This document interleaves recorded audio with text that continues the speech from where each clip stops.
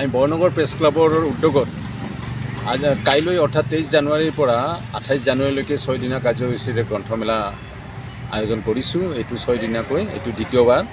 আমি যিটো দেখা পাইছোঁ যে আমাৰ গোটেই বৃহত্তৰ বৰনগৰ অঞ্চলত যিটো ছ'চিয়েল মিডিয়া, এই ছ'চিয়েল মিডিয়াই বিশেষকৈ শৈক্ষিক সমাজত কিছু পৰিমাণে ক্ষতিগ্ৰস্ত কৰিছে, যাৰ ফলত আমি গ্ৰন্থৰ আন্দোলন যাতে লৈ আহিব পাৰোঁ, সকলোৰে মাজত গ্ৰন্থৰ অধ্যয়নৰ যিটো অভ্যাস, সেই অভ্যাসটো যাতে গঢ়ি তুলিব পাৰোঁ, এইটো লৈ লক্ষ্য ৰাখি আমি আচলতে গ্ৰন্থমেলাৰ আয়োজন কৰিছোঁ।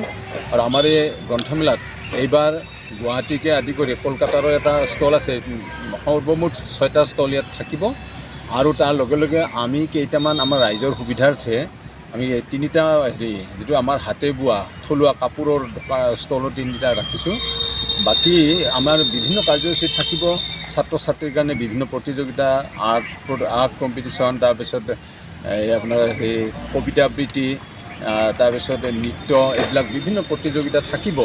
তাৰোপৰি আমাৰ বিশেষ যিটো একবিংশ শতিকাত আমাৰ অসমীয়া সাহিত্যৰ ধাৰা আৰু ইয়াৰ ওপৰত আমি এটা আলোচনা সত্ৰ আয়োজন কৰিছোঁ।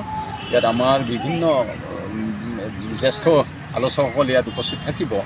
কাইলৈ আমাৰ যিটো অ'পেনিং হ'ব, অ'পেনিং আমাৰ গ্ৰন্থমেলাৰ প্ৰেছ ক্লাবৰ পতাকা উত্তোলন আৰু গ্ৰন্থমেলাৰ পতাকা উত্তোলন লগে লগে আমাৰ এই গ্ৰন্থমেলা দ্বাৰ উন্মোচন কৰিব।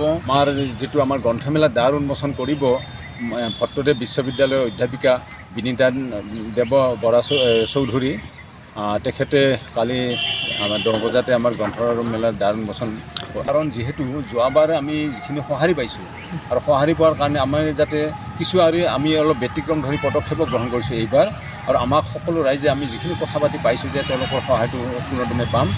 আৰু সেইকাৰণে আমি পুনৰবাৰ আমাৰ ফালৰ পৰা আহ্বান জনাইছোঁ। আমাৰ বৰপেটা ৰোড হওক বা আমাৰ বঙাইগাঁও জিলাৰ মানিকপুৰ অঞ্চলকে আদি কৰি আমাৰ বৃহত্তৰ বৰনগৰ অঞ্চলৰ সমূহ ৰাইজ আহি আমাকো উৎসাহিত কৰক আৰু গ্ৰন্থৰ বিপণীবিলাককো উৎসাহিত কৰক।